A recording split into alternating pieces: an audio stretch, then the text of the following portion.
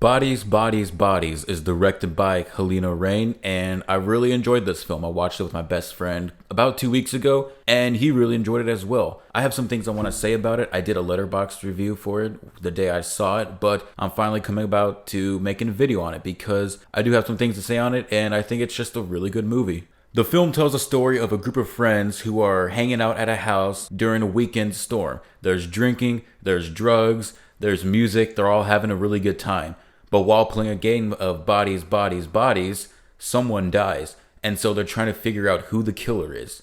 Now, I mainly enjoyed the film. I do have really small gripes with it, but overall, I thought this was a really enjoyable film. I saw this from another reviewer, but he said that he liked the lighting in the film because a lot of it is the people using their phone lights. And that's something that, looking back on, I thought was really well done. The lighting in the film I thought was really good because, yes, they are using a lot of their phone lights, and the lighting in most of the film is genuine. It feels like the power is actually shut off, and it really feels like there isn't a big use of studio lights. And the film looks really damn good too. It's really sharp, it's really crisp, and the direction at times is really good. I think the camera moves a little too much in certain scenes, a little distracting, but the camera work is really good overall. The lighting was really good. It's a really good sounding film, and it's really tense. The moments of the characters trying to figure out who the killer is are really tense, and it leaves you on the edge of your seat, and it always has you questioning what's going on. This is a film where no one can guess the ending to this film, I think. It's so bizarre the way the film moves along that when the ending came about, me and my friend looked at each other and went, what the hell? What the hell was that? Both in a good and in a bad way. I'll talk about spoilers when I get the chance to. The good signs of a script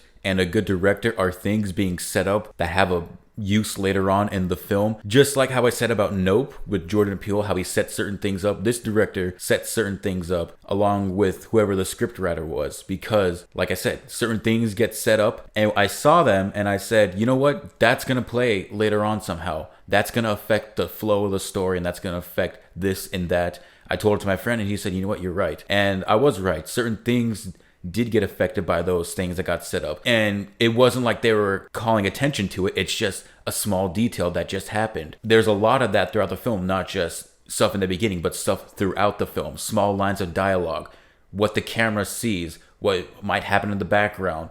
And it's never so obvious as to what is going to play an effect later on in the film. It's just a thing that happens. It's setting up these characters. It's setting up these events. So you're questioning yourself and the characters throughout the film.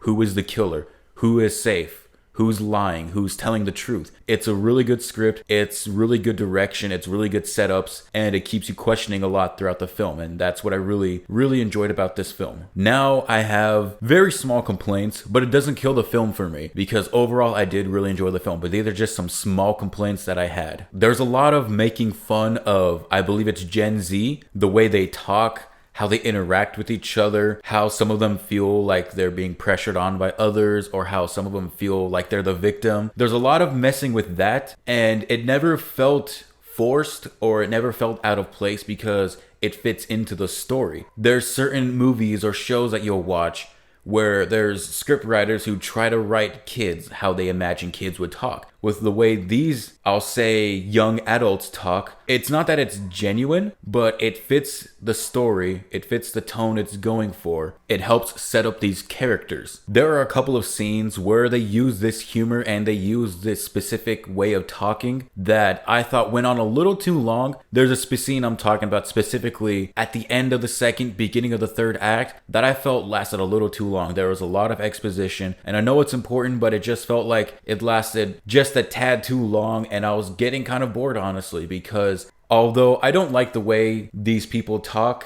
me personally, because I hate hearing it in real life, but in a movie, it's fine because it's part of the story. But yeah, that scene and some other scenes just last a tad too long for my liking and make the film, honestly, a little boring at just that specific point because there's something important that's happening right at that moment, and I just want them to get to it. But there's just too much talking, too much exposition. The talking's not bad. It's the exposition that's happening that really makes me just want the film to move on.